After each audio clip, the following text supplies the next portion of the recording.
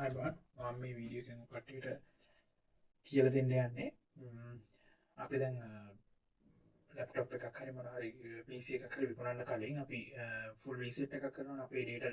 recover කරගන්න බැරි වෙන්න ඒක කරන්න යද්දි ගොඩක් PCs වල එනවා මේ රීසෙට් කරන්න දෙන්නේ නැතුව unable to reset your PC කියලා මෙන්න මේ විදිහට error message එකක් මේක කොහොමද මේ අපි මග අරගන්න කියලා මුලින්ම කරන්න අපි command prompt එකට ගිහින් ඒක run as a administrator දානවා ක්ලික් කරනවා ක්ලික් කරලා ඉවරලා මේක අපිට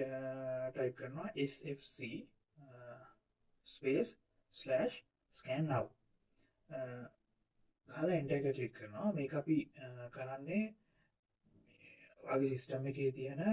ෆයිල්ස් ඔක්කොම වෙරිෆයි කරන්න මේකෙදි වෙන්නේ මේක වෙන්නේ ඒ ඔක්කොම වාගේ ෆයිල් එක මේකේ තියෙන ෆයිල්ස් ටික තියෙනවද කියලා වෙරිෆයි කරන්න. මේක පොඩි වෙලාවක් ගත වෙනවා. දැන් මේ විදිහට මේ වෙරිෆිකේෂන් එක කම්ප්ලීට් වුණාම මේකේ පේනවා සමහර ෆයිල් කරප්ටඩ් වෙලා කියලා. ඒකට ඊළඟ විදිහ තමයි මේක හදන්න පුළුවන් ඊළඟ විදිහ තමයි ඒ කියන්නේ මේකේ හෙල්ත් එක රීස්ටෝර් කරන්න පුළුවන් ඊළඟ විදිහ තමයි DISM space online space cleanup dash image space restore health දාලා ක්ලික් enter එක ක්ලික් කරනවා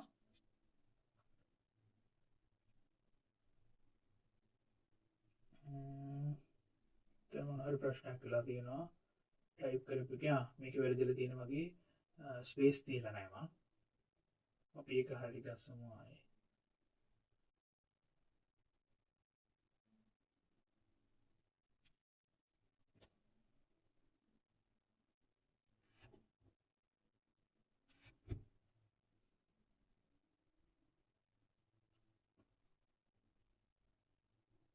ස්ලෑෂ් එකට කලින් ස්පේස් එකක් එනවනේ හැමතැනම මේකේ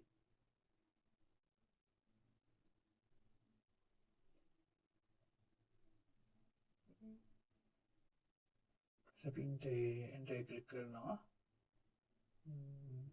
එතකොට මේ ස්කෑන් එක නම් පැය භාගයක් විතර යනවා ඒක ඩිපෙන්ඩ් වෙයි කට්ටියගේ හાર્ඩ් ඩ්‍රයිව් එක මත ඒ ටික මත ඒක කරායින් පස්සේ අපි ආයි මැෂින් එක රීස්ටාර්ට් කරලා ආයි බලනවා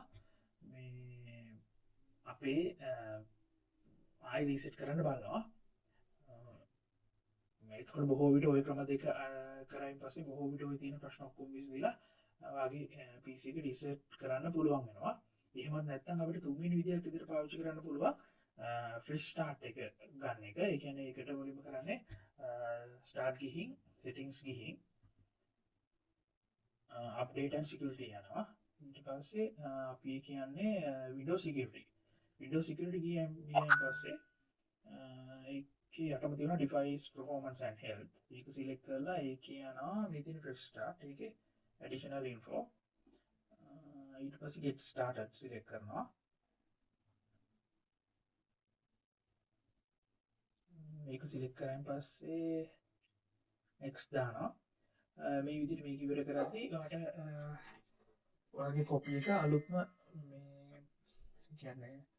fresh start එක ඉවර වුණායින් පස්සේ ඔයා කම්පියුටර් එක ගත්ත දවසේ කියන OS එක දාලා කම්පියුටර් එක ගත්ත